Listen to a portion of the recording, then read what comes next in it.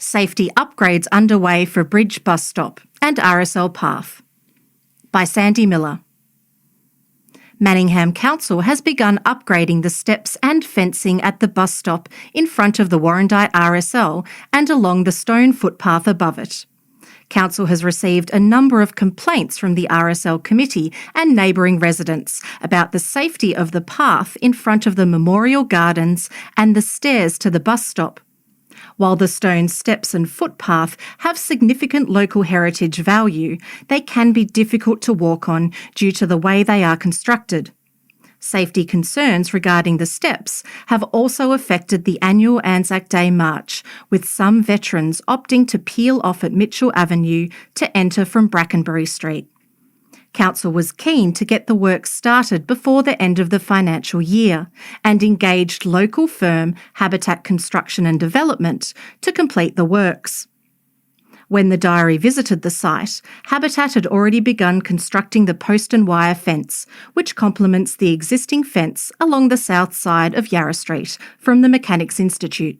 Jennifer Bryant from Warrandyte Returned and Services League sub-branch said Warrandyte RSL is relieved to hear that the council is undertaking the necessary repairs to the steps and fencing. The very high step near the upper path access is clearly dangerous for small children and elderly adults, and we assume the steps will be rectified to a uniform step-up height consistent with the building regulations for public stairs. Hopefully, they will reuse as much of the historical stone in the current steps as possible, she said. A spokesperson from Habitat said the firm is consulting with local stonemason James Charlwood to ensure the stairs are completed using materials that are in line with the existing stonework.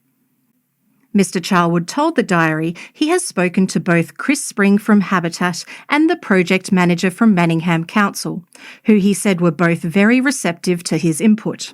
And I am just doing all I can at the moment to help Chris source some local rock. He said he knows that Bev Hansen had some beautiful rocks on her property and following the interview was able to procure enough local stone from the Hansens for the project. I don't see a more important opportunity than those steps right there.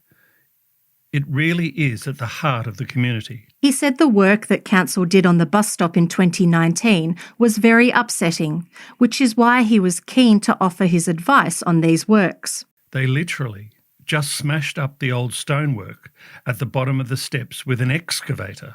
He said that good design will not only make the area safer, but using materials and design that are in sympathy with the existing infrastructure will greatly assist with maintaining a Warrandyte aesthetic. Complainants also noted that the existing post and rail fence along the pathway was too far from the path and the grab rails did not encompass the whole stairway. Ms. Bryant said the inclusion of a metal grab rail the full length of the current steps will assist in addressing the RSL's safety concerns. At present, the metal rail is only present for approximately 2/3 of the height of the steps, finishing before the current largest step. A rail along the length of the steps will greatly improve the safety of the access. Ms. Bryant said the replacement of the current fence along the lower edge of the path, in line with the neighbouring path along the upper pathway, made from timber, rail and wire, placed closer to the edge of the stone pathway in front of the RSL Memorial Gardens, will also improve the safety of the area for local foot traffic. A rocking donation. By James Charlwood. Thanks so much to the Hansens for their generous donation of local stone for the Bridge bus stop stair extension. Now, whatever style Chris and the boys from Habitat come up with, the use of local stone will ensure good integration of the new works amongst the existing paths through the use of our local Silurian sandstone, particularly as it weathers over time.